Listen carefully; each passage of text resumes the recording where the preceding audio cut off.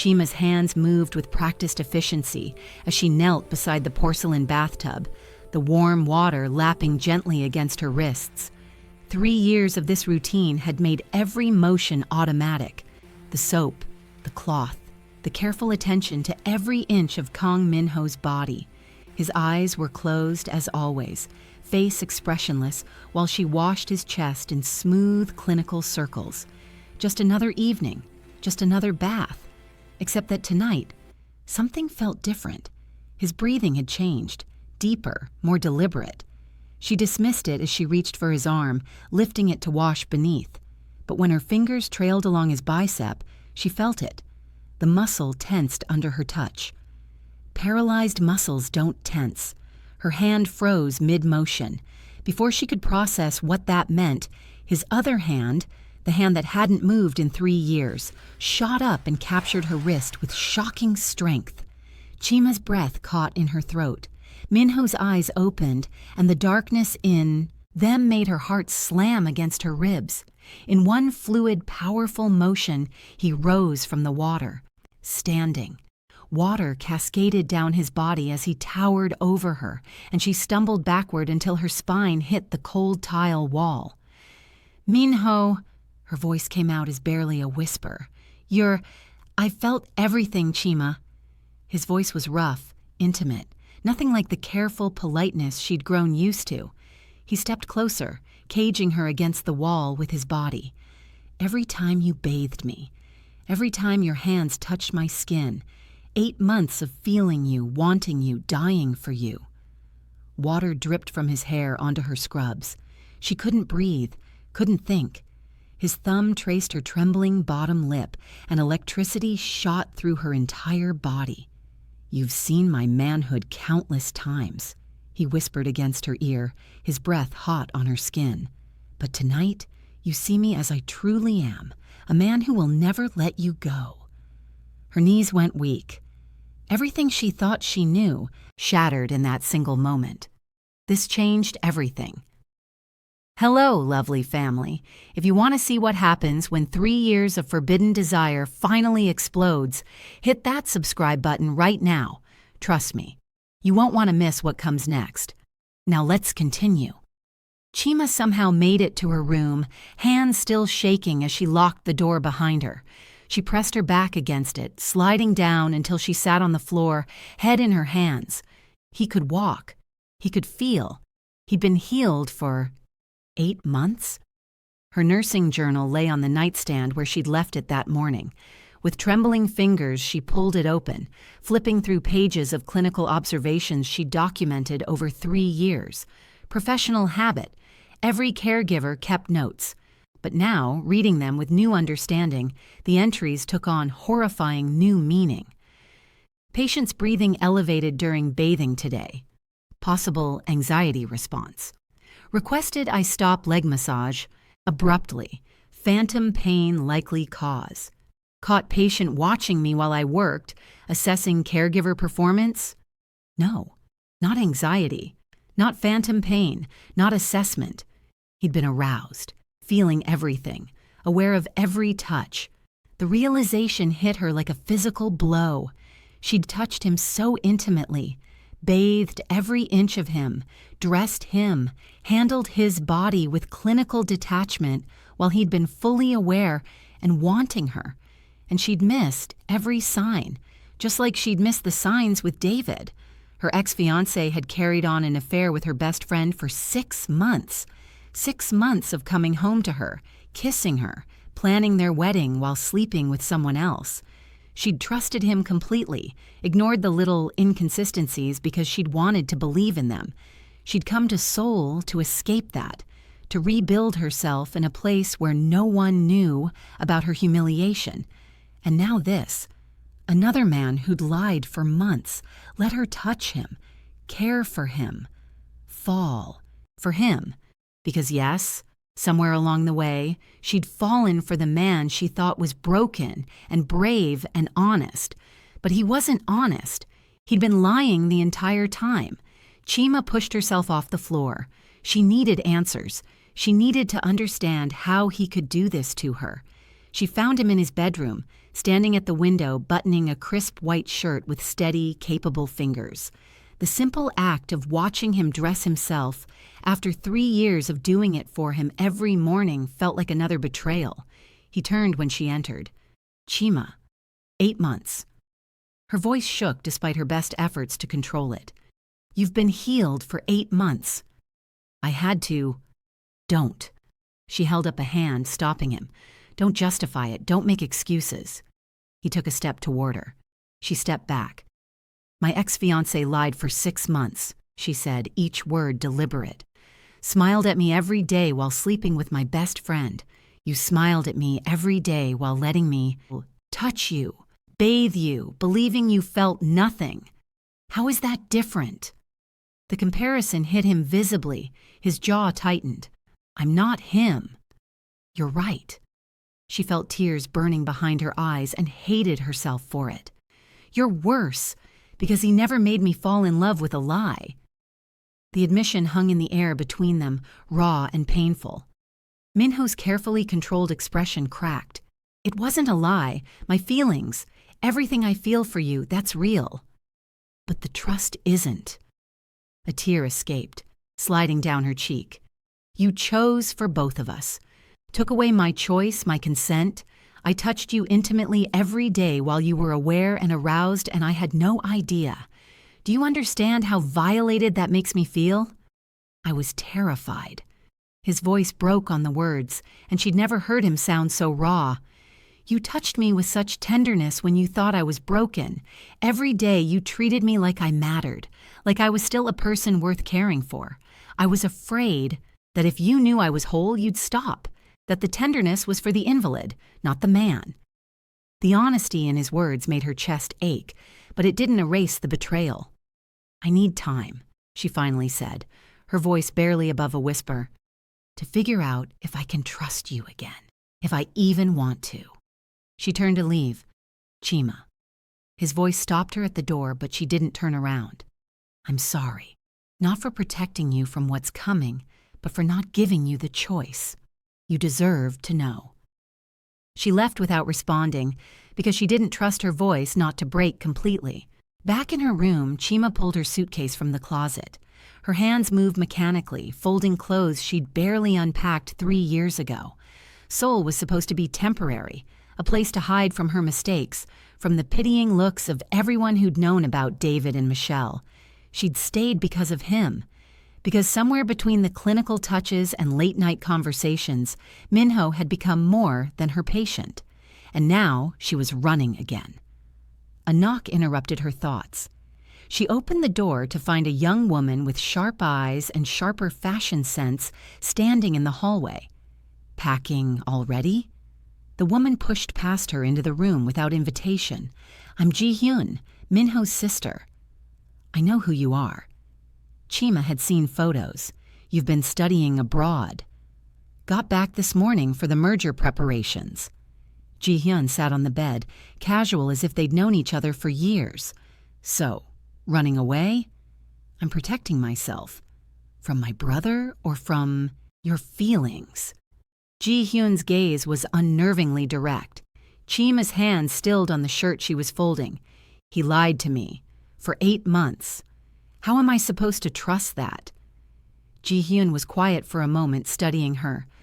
"My brother has been alone, truly alone since our father was killed when Minho was 19. He built walls so high no one could reach him, turned himself into something cold and untouchable, because that's how you survive in his world."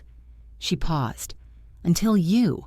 You're the first person he's let close in 16 years. That doesn't excuse— I'm not excusing it. I'm explaining it." Ji-hyun stood, moving to the window. "Yes, he lied, but he's also never been this vulnerable with anyone. That has to count for something." "What if it's not enough?" "Then leave." Ji-hyun turned back to her. "But know that you'll always wonder what you walked away from. And my brother will go back to being the man who feels nothing, because it's safer than feeling everything and losing it." After Ji-hyun left, Chima stared at her half-packed suitcase. She didn't unpack, but she didn't finish packing either. Instead, she shoved it back in the closet and tried to convince herself she was just being practical, that it had nothing to do with the ache in her chest every time she thought about leaving. The next night, she couldn't sleep. At 2 a.m, she padded to the kitchen for water and found Minho already there, staring at a plate of food like it had personally offended him. Is that supposed to be jollof rice? The question escaped before she could stop herself. He looked up, surprise flickering across his features. You told me once that in your culture, food is how you show care.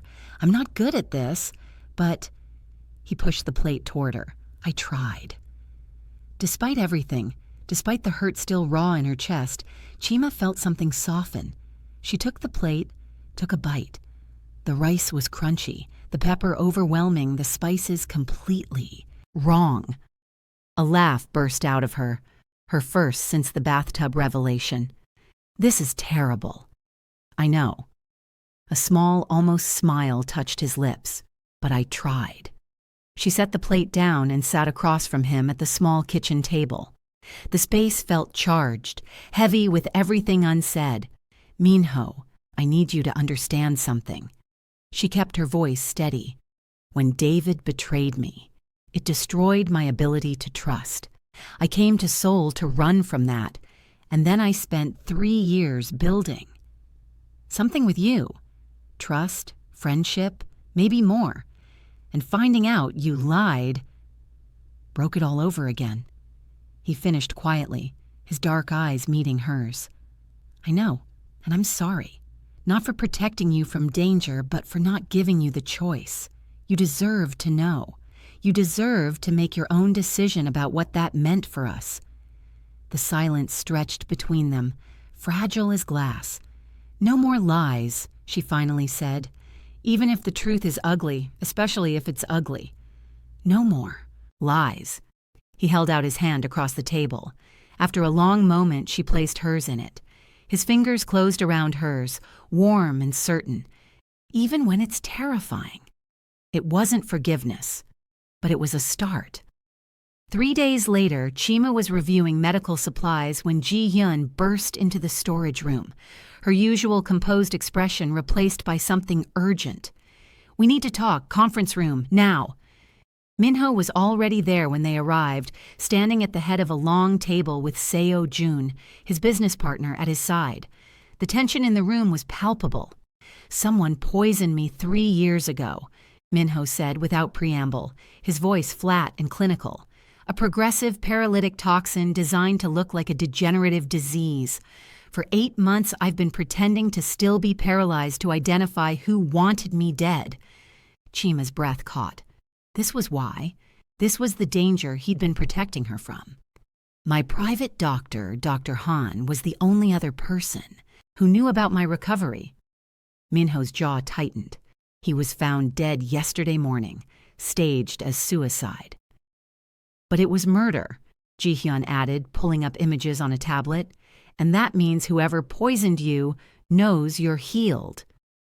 How long do we have? Seo Jun asked. 18 days, maybe less. Minho's gaze found Chima's across the table. In 18 days, my tech company merges with Takahashi Industries. The merger's financial audit will expose years of embezzlement from someone in my organization. They're cornered, and when cornered animals have nothing left to lose, they attack. Chima finished softly. My uncle, Chairman Kong, has been demanding access to my security systems, says it's for my safety. Minho's expression darkened. I've been blocking him, keeping certain areas of this compound off his surveillance. The bathroom where I stood up that night was the only room I'd personally secured. No cameras, no audio. But with Dr. Han dead, Ji-hyun trailed off. Chairman Kang knows I'm healed. He knows I'm a threat. Minho turned to Chima, and something in his expression made her chest tighten. And he knows that you're the person closest to me. That makes you a target, a pressure point he can use to control me. The words settled over the room like a death sentence. You can't leave the compound, Minho continued. Not until this is over. I know you hate being controlled, and I know I have no right to ask this of you after everything. But please, Chima, please stay where I can protect you." She wanted to argue, wanted to assert her independence, prove she didn't need his protection. But the fear in his eyes was real, and she'd seen enough trauma in her nursing career to know when danger was genuine. 18 days, she said. "I'll stay for 18 days. Relief flooded his features. Thank you. But neither of them knew that 18 days would feel like both forever and not nearly long enough. Day 6 arrived with a video call that forced Chima to confront the question she'd been avoiding. Her nursing supervisor's face filled the laptop screen, concern etched in the lines around her eyes. "Chima, your extended leave is almost up. The hospital needs to know. Are you coming back?" The question should have been simple. Lagos was home. Nursing was her career, her identity before everything else. But now, staring at the screen, she couldn't find the words. "What's keeping you in Seoul?" Her supervisor pressed gently. "Everything. Nothing. A man who lied to her. A danger she didn't fully understand. A feeling she couldn't name that made the thought of leaving feel like tearing herself in half. "I need more time," Chima heard herself say. "Just a few more weeks." After the call ended, she stood in Minho's medical room, the space that had been her domain for 3 years.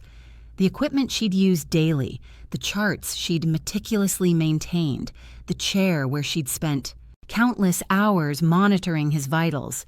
It all felt like someone else's life now. Who was she if she wasn't his caregiver? And what would she become if she stayed as something more? The next morning, she found Minho in the training room. The heavy bag swung with each impact of his fists, and she stood frozen in the doorway, mesmerized. Every movement showcased the body she knew better than her own, the muscles she'd massaged to prevent atrophy, the scars she'd documented, the strength she'd helped maintain through passive exercises. But seeing him move freely, seeing all that power unleashed, was something else entirely. He noticed her watching and stopped mid-punch. "Want to help hold the bag?" She should have said no, should have maintained the professional distance she was desperately trying to rebuild. Instead, she found herself crossing the room, positioning herself behind the heavy bag as he'd taught other training partners. "Ready?" he asked. She nodded. The first impact reverberated through her entire body. He circled slowly, demonstrating proper stance, and then his hands were on her, adjusting her hips, correcting her arm position. Every touch burned through her clothes like a brand. "Your heart rate is elevated," he murmured near her ear, close enough that she could feel his breath on her neck. "Professional observation?" Her voice came out breathless. "Personal interest." His hand covered hers on the bag, pinning it there. The heat of his palm seared into her skin. "I'm done pretending I don't want you, Chima. Done pretending these past 3 years were just patient and caregiver." She turned in his hold, and suddenly they were chest to chest, her back against the bag. What if this is just proximity? Forced intimacy? What if it's not real? "It's real." His voice dropped, fierce and certain. "I've had offers. Even paralyzed women wanted access to my power, my money, my world. I said no to every single one, because they weren't you, because for 2 years, I've been falling in love with the woman who sang to me in a language I didn't understand and treated me like I was still human when everyone else saw a broken king." The confession hung between them, raw and honest. Chima's breath caught as he leaned closer, his lips almost brushing hers. "Minho, we have a situation." Ji-Hyun's voice crackled over the intercom, sharp with urgency. "Now!" The spell shattered. Minho's jaw clenched, frustration evident in every line of his body. "What situation?" SEO Jun just left the building with a hard drive. Security footage shows him copying files from the restricted server. The warmth drained from Minho's expression, replaced by something cold and dangerous. Lock down his access. I'm on my way." He stepped back from Chima, and the loss of his heat felt like a physical wound. Their eyes met for one charged moment before he turned and left, leaving her alone with her racing heart and the ghost of a kiss that never was. That evening, Chima returned to her room to find 2 bodyguards stationed outside her door. Large men in dark suits who nodded politely but made their purpose clear. She'd been assigned security detail, without being asked, without being told. Fury propelled her through the compound to Minho's office. She didn't knock, just shoved the door open hard enough to make it bang against the wall. "You assigned bodyguards to follow me everywhere? Without asking?" Minho looked up from the files spread across his desk, his expression unreadable. "Someone killed Dr. Han. You're in danger. This isn't optional."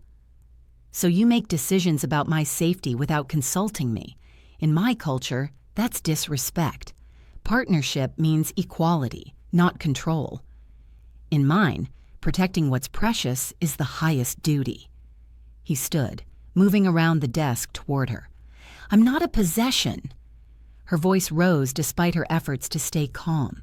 "You lied to me for 8 months about your healing. Now you're controlling my movements without my input. Where does it stop, Minho? When do I get a choice in my own life?" The words landed like physical blows. He stopped mid-stride, something shifting in his expression. "You're right." The admission surprised her into silence. "I'm not good at this," he continued, his voice rough, "at being with someone, at letting someone in. I default to control because it's what I know, how I've survived. But that's not fair to you. It's not what you deserve. Then learn." She softened slightly, seeing the genuine struggle in his eyes. "If you want me, if you want us, you have to let me in. Not just into your bed, into your decisions. Let me be your partner, not your protected asset. Teach me." The vulnerability in those 2 words cracked something open in her chest. "Teach me how to love you without suffocating you." She stepped closer, close enough to touch if she dared. "Okay, but it's a 2-way street. I'll teach you partnership if you teach me. To accept protection without feeling imprisoned. We figure this out together. Together," he repeated, and the words sounded like a promise. Their moment was interrupted by alarms blaring through the compound. Sharp, insistent, terrifying. Minho's phone lit up instantly. Ji-hyun's voice came through, clipped and professional. "Perimeter breach. Someone's inside, heading toward the residential wing." Toward Chima's room. Minho's hand found hers, gripping tight. "Stay with me. Don't leave my sight." For once, she didn't argue. Security footage played on the monitors in Minho's command center, showing a figure in tactical gear moving with professional precision through the compound's outer gardens. Ji-hyun's fingers flew across keyboards, tracking the intruder's path. "Professional," she muttered, "knows exactly where the cameras are, almost like they've studied our security." The figure moved toward the residential wing with clear purpose, toward Chima's room specifically. Minho was already moving, but Chima grabbed his arm. "You have security teams. Let them handle it." "That's you they're targeting." His eyes were dark with something primal and fierce. "I'm not delegating your safety to anyone." They reached Chima's hallway just as security cornered the intruder in the garden outside her window. The tactical team moved with practiced efficiency, weapons drawn, surrounding the figure until there was nowhere left to run. When they pulled off the mask, Chima didn't recognize the face. Young, maybe, 30, with cold eyes that showed no fear despite being caught. "Who sent you?" Minho's voice was deadly calm. The intruder smiled, said nothing. Ji-hyun appeared with a tablet. "Found the payment. Wire transfer from an encrypted account. $50,000, half up front." "Check what they're carrying," Minho ordered. The security team searched the intruder carefully. No gun, no knife, just a single syringe filled with clear liquid. "They wanted her alive," Ji-hyun said, her voice tight. "This was a kidnapping attempt, not an assassination." The implications settled over Chima like ice water. Whoever wanted her didn't want her dead. They wanted leverage, wanted to use her to control Minho. After the intruder was taken away for interrogation, Minho led Chima back to his office. She expected him to pace, to rage, to plan. Instead, he stood at the window, hands braced against the frame, shoulders rigid with tension. "Minho, I can't do this." His voice was raw, broken. "I can't watch them come for you. Can't sit in meetings and strategize while knowing someone's out there planning to take you from me." She crossed to him, placed a hand on his back. She felt him trembling. "When I was paralyzed, I had nothing to lose," he continued, still not turning. "No one could threaten me with anything that mattered. I'd already lost my father, lost my body, lost everything that made me human. But now you have something to lose," she finished softly. He finally turned to face her, and the fear in his eyes stole her breath. "I have everything to lose, and that terrifies me more than any enemy ever has."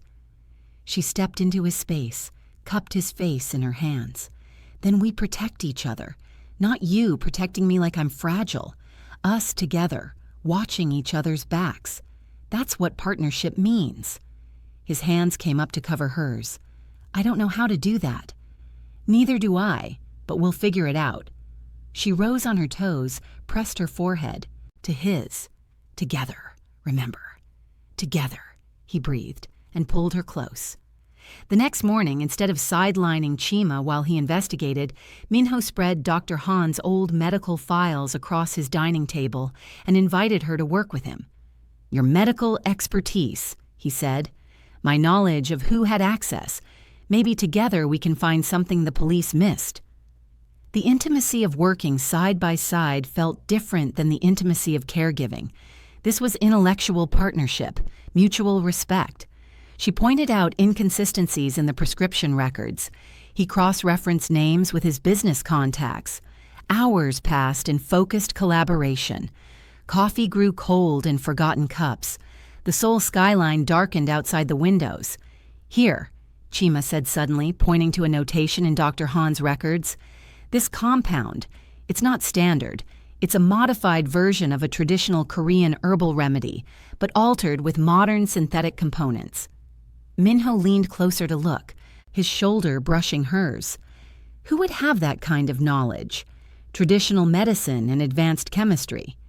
Someone with deep roots in Korean traditional practices, but also access to pharmaceutical resources. She flipped through more pages.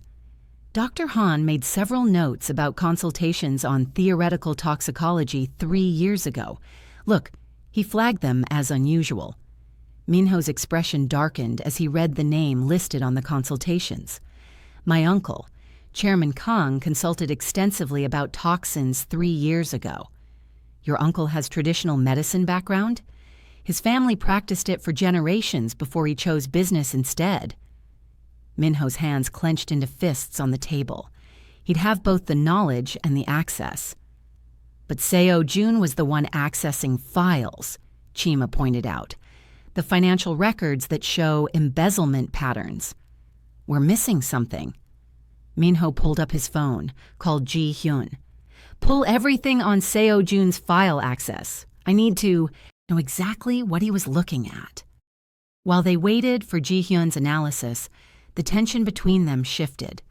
Chima was acutely aware of how close they were sitting, how his hand rested near hers on the table, how easy it would be to close that distance.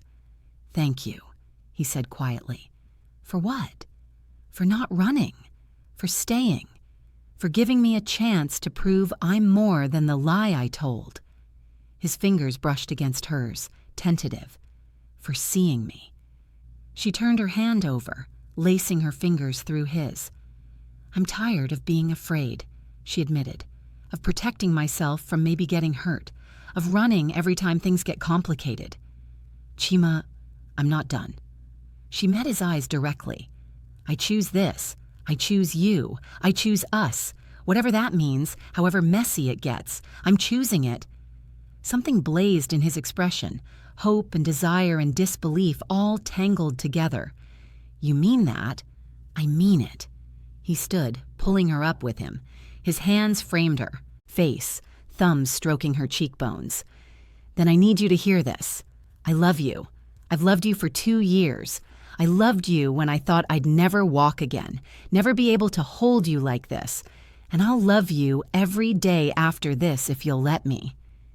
Tears blurred her vision. "I love you too. I think I have for longer than I wanted to admit." The kiss was inevitable, slow at first, testing, then deepening into something that felt like coming home. His hand slid into her hair. Hers gripped his shirt, pulling him closer. Closer, never close enough.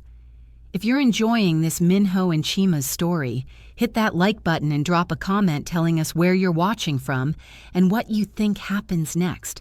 We're just getting started. When they finally broke apart, both breathing hard, Minho rested his forehead against hers. "Stay with me tonight. Not as my caregiver, not as someone I'm protecting, as the woman I love." "Yes," she whispered. "Yes to all of it." He took her. Hand led her toward his bedroom, and for the first time in 3 years, Chima crossed that threshold as an equal. Minho's bedroom was dimly lit, the city lights of Seoul casting soft shadows across the space. He turned to face her, and something in his expression made Chima's breath catch.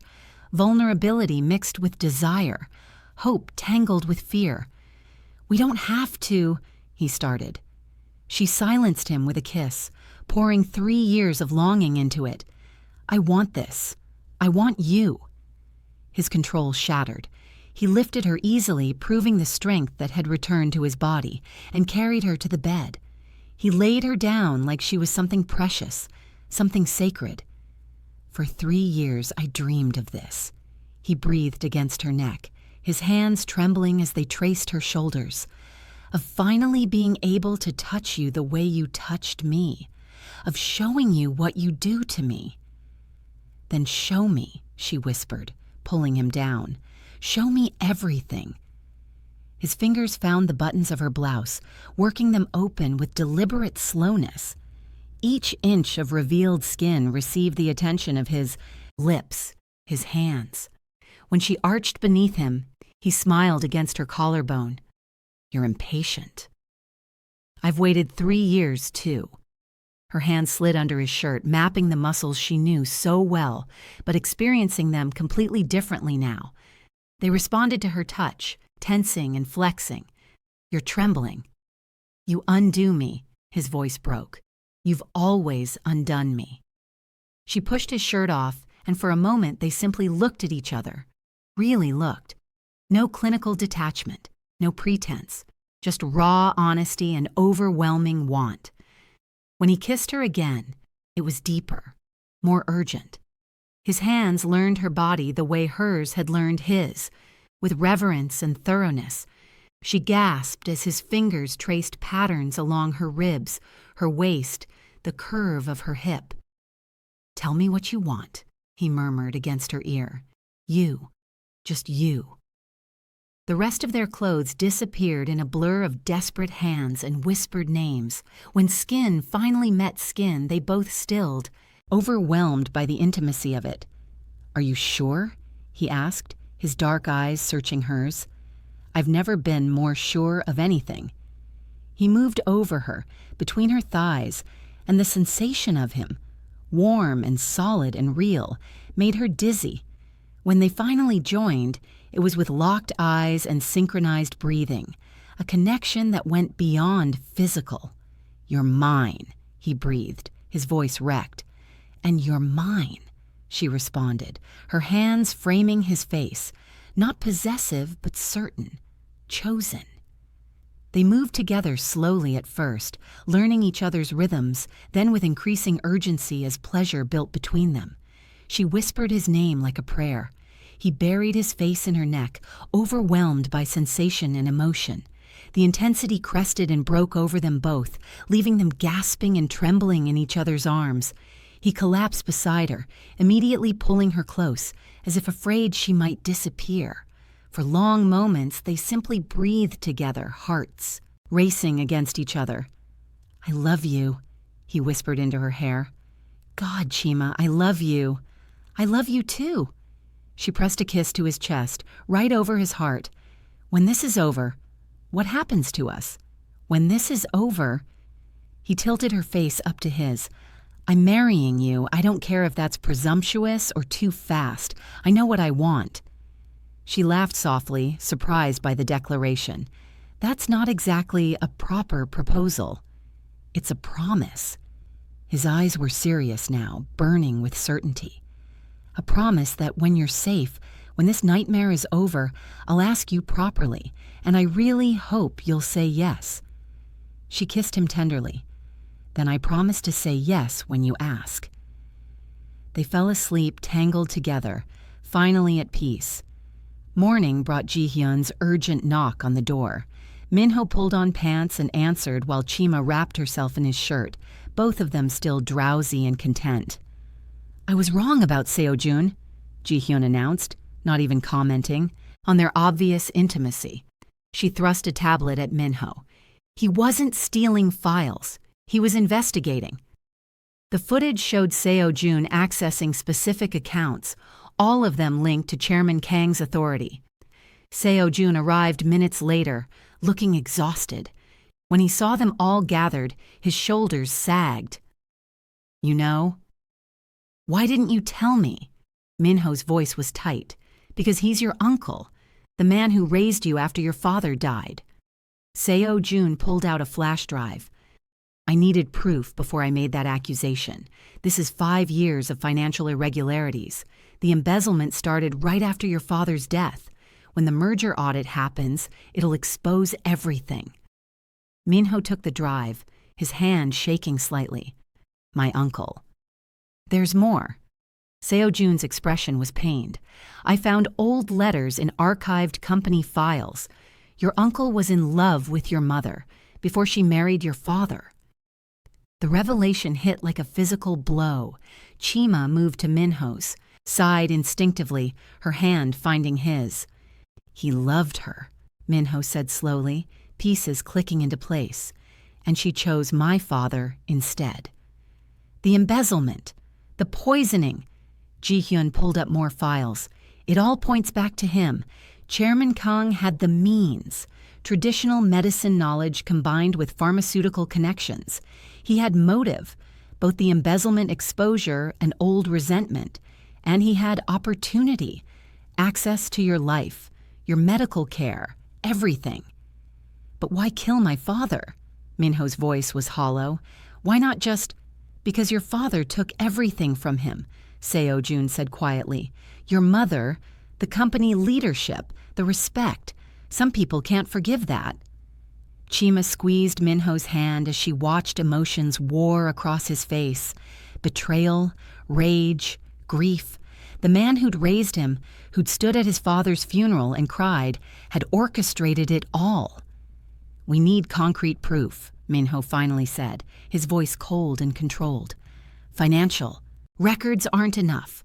We need evidence that directly ties him to the poisoning, to my father's death." "I'll keep digging," Ji-hyun promised. After they left, Minho stood frozen in the middle of his bedroom, staring at nothing. Chima wrapped her arms around him from behind, pressing her cheek to his back. "I loved him," Minho's voice cracked. "After my father died, he was all I had. He taught me everything about the business, about surviving in this world, and the whole time—" "I know." She held him tighter. "I know what betrayal like that does to you." He turned in her arms, and for the first time since she'd known him, she saw tears in his eyes. "How did you survive it? When David and your best friend destroyed your trust, how did you keep going?" "I'm still surviving it," she admitted. "Every day. It gets easier, but it never completely stops hurting. But here's what I learned. You survived it too. The poison, the paralysis, all of it. You're stronger than what they did. To you. I don't feel strong right now." "Then lean on me." She pulled him close. "That's what love is. Taking turns being strong for each other." He buried his face in her neck, and she felt his shoulders shake. She held him while he finally let himself break, giving him the same tenderness he'd shown her 1,000 times before. But this time, not as caregiver to patient, as equals, as partners, as two people who'd found each other in the wreckage and chosen to build something new. 4 days later, a package arrived at the compound, ornate wrapping, expensive paper, delivered by a private courier who had all the proper credentials. Ji-hyun brought it to Minho's office where he and Chima were reviewing more financial records. It's from Chairman Kang. Inside was an elaborate traditional Korean tea set, porcelain painted with delicate cranes, cups so thin they were nearly translucent. The tea itself was rare, ceremonial grade. A handwritten note accompanied it in elegant script. To honor family, let's perform the traditional tea ceremony together, as your father would have wanted. His death anniversary approaches. We should commemorate it properly. Minho's jaw clenched. It's a trap. Obviously. Ji-hyun pulled on gloves, carefully extracting a sample of the tea leaves. But a clever one. Refusing would be publicly disrespecting your father's memory. In our culture, that's unforgivable, Minho finished. He knows I can't say no without tipping my hand that I suspect him. Chima took the tea sample to the compound's small laboratory, her nursing training useful for more than bedside care. Under the microscope, she analyzed the leaves, ran basic chemical tests. Something's off, she said after an hour. The color's slightly wrong, the texture too. She ran another test, then looked up sharply. Minho, this is poisoned, the same compound that paralyzed you, but a much stronger concentration. So he's forcing a confrontation. Minho's voice was eerily calm. Accept the peace offering and die, or refuse and reveal I know he's the enemy. We could switch the cups during the ceremony, Seo-jun suggested. Make him drink his own poison. No. Chima was already shaking her head. That's exactly what someone like Chairman Kang would anticipate. He'd prepare for that contingency. She was right. When Ji-hyun tested the tea again more thoroughly, she found something chilling. There are 2 different compounds here. The one, Chima identified, and something else. A secondary poison that would only activate if the tea is heated above a certain temperature. If you tried to switch cups, you'd both die. Then what do we do? Minho asked, looking at Chima. She thought back to every poisoning case she'd studied, every toxicology lecture. We perform the ceremony, but we don't let anyone drink. Day 15. Chairman Kang arrived at sunset dressed in traditional hanbok, playing the role of grieving brother perfectly. He embraced Minho warmly, and Chima watched the man she loved force himself not to recoil from his father's murderer. The ceremony room had been prepared according to ancient custom. Low table, silk cushions, incense burning. Chima wore a simple hanbok Ji-hyun had lent her, playing her role as honored guest. Chairman Kang's eyes lingered on her with something predatory. So this is the caregiver who captured my nephew's heart. How unexpected. Life is full of surprises, Chima replied, evenly. The ceremony began with ritualistic precision. As the woman, tradition dictated that Chima prepare and serve the tea. Her hands were steady as she heated the water, measured the poisoned leaves, followed each step exactly as Ji-hyun had coached her. But as she poured the first cup, the scent hit her. Wrong. Different from what she'd tested. Her hands froze for a heartbeat. Chairman Kang had switched the poison. What she'd analyzed in the lab wasn't what was in this tea. He'd anticipated their testing, given them a decoy to find. Her mind raced. This new compound, the smell was familiar, sharp, slightly sweet. She'd encountered it during her training in Lagos, a rare toxin that could absorb through skin contact. Chima made her decision in an instant. She deliberately fumbled as she lifted Minho's cup, her hand slipping. Hot tea splashed across the table, soaking the silk cloth.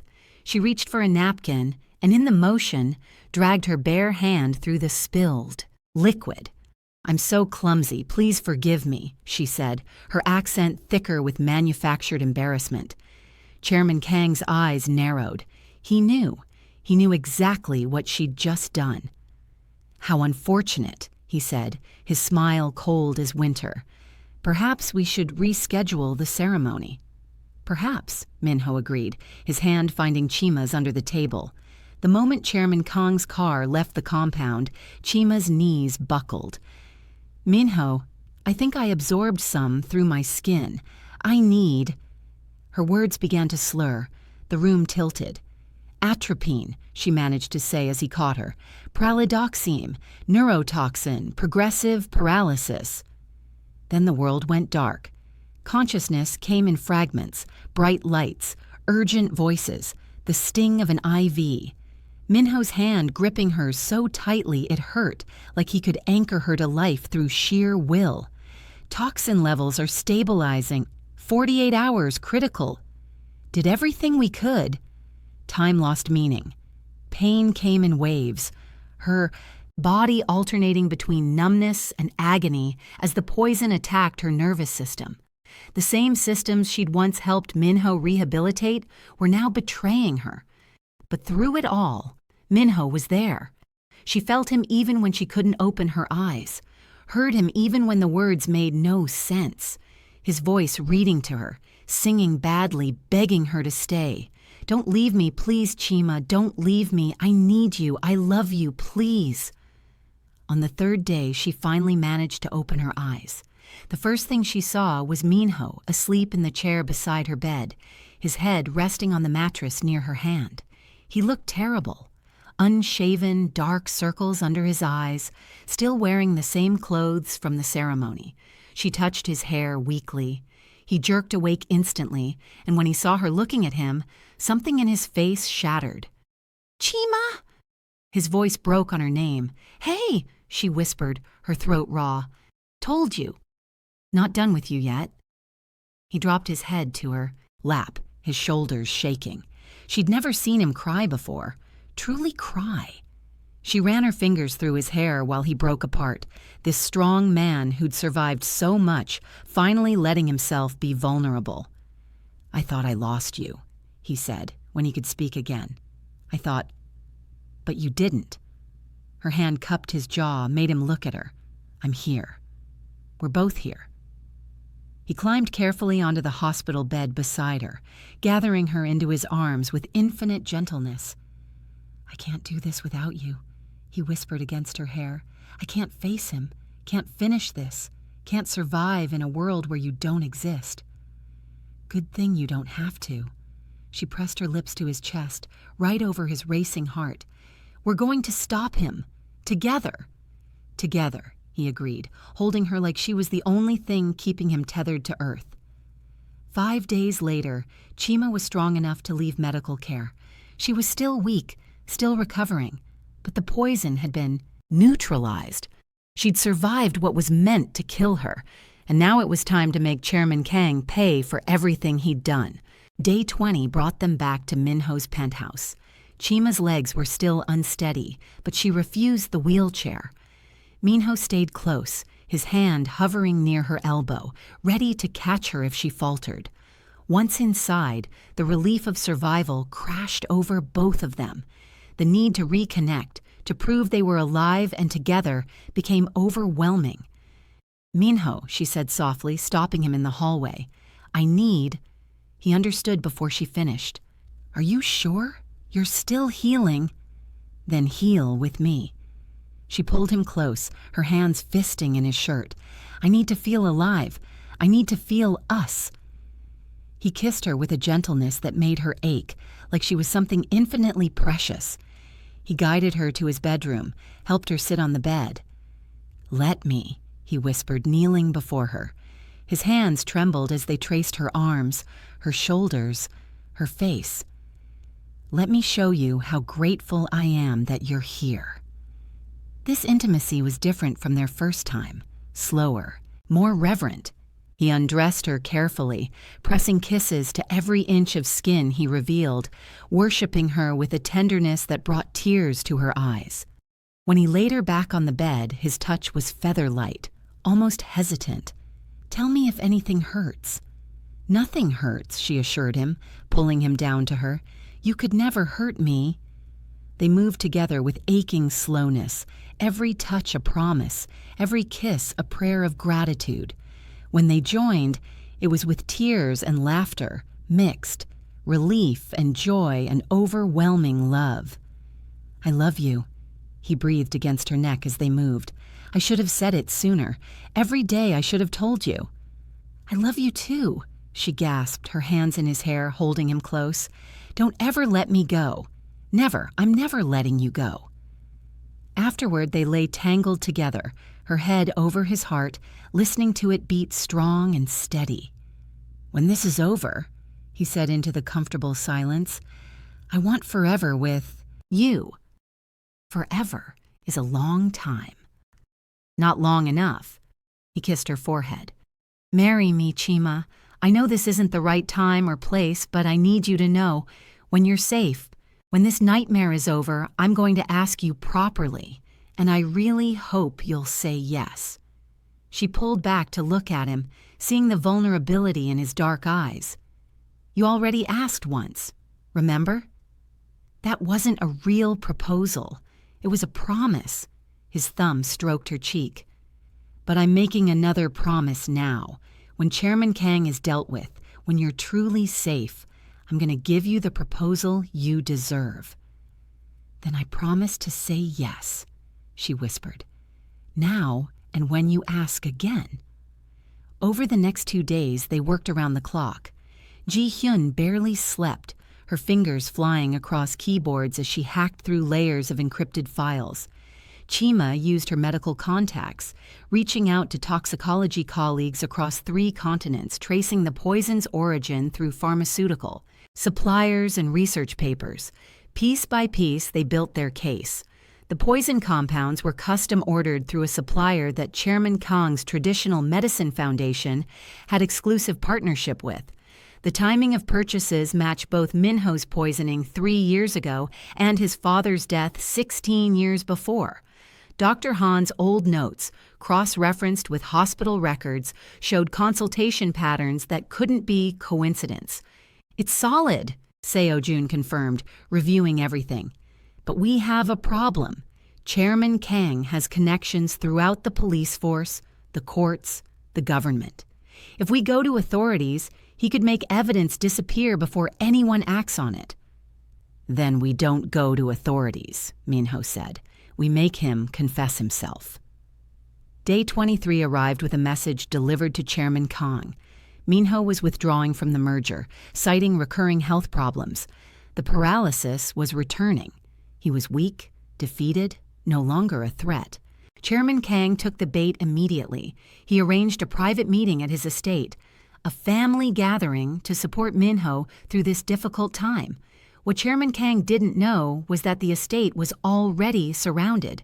Seo-jun had spent weeks building relationships with prosecutors who owed Chairman Kang no loyalty, officers who'd lost colleagues to the corruption he represented, people who wanted justice more than they feared his influence. The meeting was being recorded from 6 different angles. Every word, every admission would be documented. Minho arrived looking genuinely exhausted, Chima at his side. Chairman Kang welcomed them with false warmth, playing the concerned uncle perfectly. They sat in his traditional receiving room, surrounded by artifacts worth more than most people earned in a lifetime. Stolen wealth, Chima realized, built on murder and betrayal. "I'm worried about you, nephew," Chairman Kang said, pouring them tea. Different tea, harmless this time. "These recurring symptoms are troubling." "I've been thinking a lot lately," Minho said quietly, "about my father, about how he died." Something flickered in Chairman Kang's expression. That was a tragedy. The rivals who killed him. "There were no rivals," Minho interrupted, his voice still soft but steel underneath. "You killed him, just like you poisoned me, just like you murdered Dr. Han." Chairman Kang's mask slipped for just a moment. Then he laughed. That's quite an accusation. Do you have any proof? I know about the embezzlement. 5 years of stealing from the company my father built. I know the merger audit would have exposed you. Minho leaned forward. But that's not why you killed him, is it? That just made it convenient. You're unwell, Minho. These delusions. You love my mother, Minho continued, and his voice held no emotion now. You loved her, and she chose my father instead. Did you love her so much that destroying her family was worth it?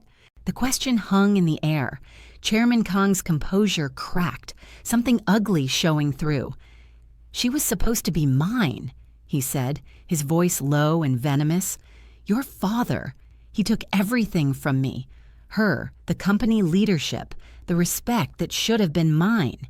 He stole my entire life. So you took his. I took back what was owed to me. Chairman Kang's voice rose, years of resentment finally spilling over. He had everything handed to him while I worked twice as hard for half the recognition. And then he married her, had you, built this empire on my back while taking credit for every success. He deserved what happened to him. And me? Did I deserve to be poisoned? You're his legacy, his continuation. Chairman Kang's smile was bitter. Watching you slowly lose everything just like I did, that would have been justice. But you couldn't even do that right. You had to heal, had to survive, had to find this woman who made you soft and weak. He turned to Chima, and the hatred in his eyes made her blood run cold. You ruined everything. He was supposed to die alone and broken, the way my brother left me. But you gave him hope, gave him love. So yes, I tried to take you from him, tried to make him feel what I felt when she chose another man. The confession hung in the air, recorded, documented, undeniable. Minho stood slowly. You've taken everything from me. My father, my health, nearly the woman I love. But you failed. We survived. And now you're going to pay for every life you destroyed. The doors opened. Officers poured in, led by prosecutors with arrest warrants. Chairman Kang lunged for something, a phone, a weapon, but security was faster. The building threat was a bluff, by the way, Ji-hyun said, appearing in the doorway with a tablet. We had bomb squads check every inch of your headquarters days ago. There was never any danger to those employees. You were always just desperate and cornered. Chairman Kang was dragged away, still shouting about injustice, about his rights, about how Minho would never prove anything. But the recordings would prove everything. His own words would convict him. When the estate finally cleared, Minho and Chima stood alone in the receiving room where it had all unraveled. It's over, she said softly. Not yet. He turned to her, and despite everything, there was warmth in his eyes. There's still one more thing I need to do. Day 25 brought an unexpected visitor. Minho's mother arrived at the compound unannounced, her usual elegant composure cracked by grief and rage. You had my brother-in-law arrested, she said, her voice shaking. The man who helped raise you. The man who killed my father, Minho replied quietly. Your husband. She wanted to deny it. Chima could see the refusal forming on her lips, but then she crumpled into a chair. Decades of suspicion finally confirmed. I knew he loved me, she whispered. Before I met your father, Kang pursued me. I chose your father instead, and Kang changed, became bitter. But I never thought... Her voice broke. He killed my husband? Raised you while knowing? Minho knelt before his mother, taking her hands. I'm sorry. I know this destroys everything you believed about family. She looked at him for a long moment, then at Chima standing nearby. That woman nearly died protecting you, poisoned herself to save you. Do you know how rare that kind of love is? I know exactly how rare it is, Minho said. That's why I'm never letting her go. His mother stood, crossed to Chima. From her finger she removed a ring, jade carved with traditional patterns, old and precious. This was my mother-in-law's ring. Minho's father gave it to me when we married. His mother gave it to him. She pressed it into Chima's palm. Now I give it to you. You brought my son back to life. You loved him when he was broken and when he was whole. That's what family means. Tears streamed down Chima's face. Thank you. Welcome to our family, Minho's mother said, embracing her. Take care of my son, and let him take care of you. That evening, Minho told Chima he needed to show her something. He led her to a rooftop garden she'd never seen before, private, lush, overlooking Seoul's glittering skyline. In the center sat a porcelain bathtub filled with warm water and floating flowers, Nigerian wildflowers mixed with Korean lotus blossoms, their petals drifting on the surface like stars. What is this? Chima breathed. This is where we began. Minho took her hands, his voice soft. Where you saw me, truly saw me, for the first time. Where I fell apart and you held me together. I wanted to come back to the beginning for the most important question I'll ever ask. He helped her into the tub, both of them fully clothed. The water soaked through their clothes as he knelt before her. The Seoul skyline spread behind him like a canvas of lights. You've seen every part of me, he said, his dark eyes holding hers. My weakness, my darkness, my healing, my love. You touched my body for 3 years thinking I was helpless. Then you loved the man who could touch you back. You've seen my manhood, Chima. He pulled out a ring, jade from his grandmother fused with gold from her mother's wedding band, a perfect blend of their worlds. Now I'm asking you to see my heart. Marry me. Not because I can't let you go, but because I choose you. Every day for all my days, I choose you. Build a life with me. Have a family with me. Let me spend forever proving that you're the best decision I ever made. She was laughing and crying at once, nodding before he even finished. Yes, yes, I choose you too. Forever, yes. He slid the ring onto her finger, then kissed her there in the bathtub with water rippling around them and the city glittering overhead. When they finally broke apart, both were soaking wet and grinning like fools. You've seen my manhood, he whispered against her lips. Now let me spend forever showing you my soul. They stumbled back to the penthouse, dripping water, unable to keep their hands off each other. The moment the door closed, the playfulness turned to passion. My fiancé, Minho marveled, backing her toward the bedroom. My future husband, she laughed, pulling him down for another kiss. This lovemaking was pure joy, celebrating life, celebrating choice, celebrating the future, opening before them. They took their time, exploring without urgency, laughing when they fumbled, gasping when pleasure peaked. Every touch was a promise. Every kiss was hope.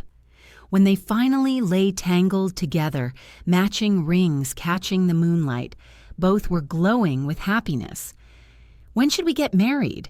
She asked, tracing patterns on his chest. Tomorrow, next week, whenever you want. He caught her hand, pressed a kiss to her palm. I just want to start forever, as soon as possible. 5 months later, a private garden hosted their wedding. Dawn light filtered through trees as guests gathered. Minho's family on one side, Chima's on the other, the aisle between them a bridge connecting 2 worlds. Minho stood in modern hanbok, traditional but tailored to fit him perfectly. When Chima appeared in a dress that wove Nigerian aso-oke fabric with Korean silk, his breath caught. She was radiant, glowing, his. The ceremony blended both cultures seamlessly. Korean bowing. Traditions honored their families. Nigerian prayers blessed their union.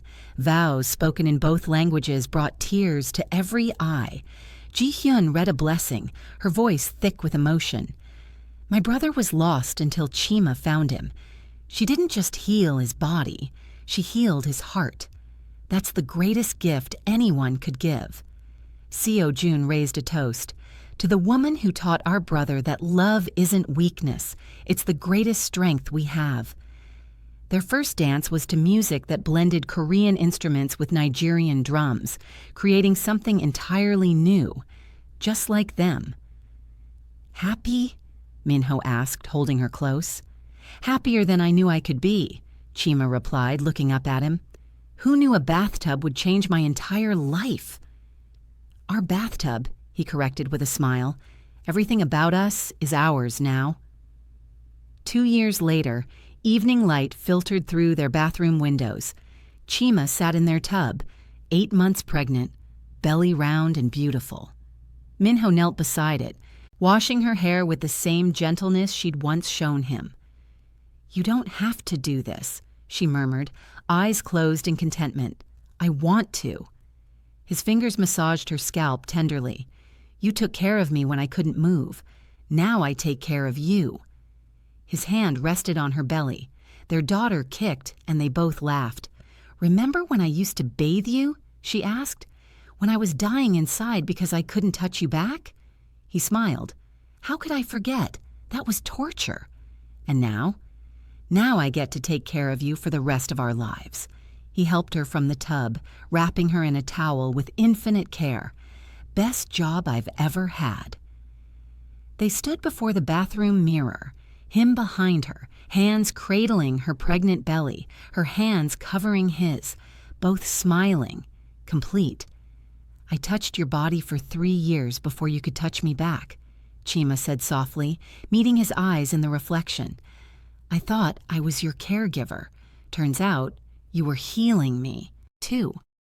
"We healed each other," Minho corrected, pressing a kiss to her temple. "And now we get to build something beautiful together." They remained wrapped in their happiness.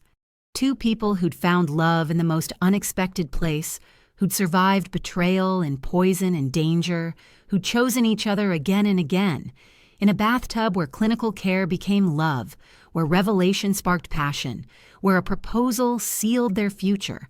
They'd found their forever. If this story made you believe in love that transforms everything, subscribe for more passionate romance stories.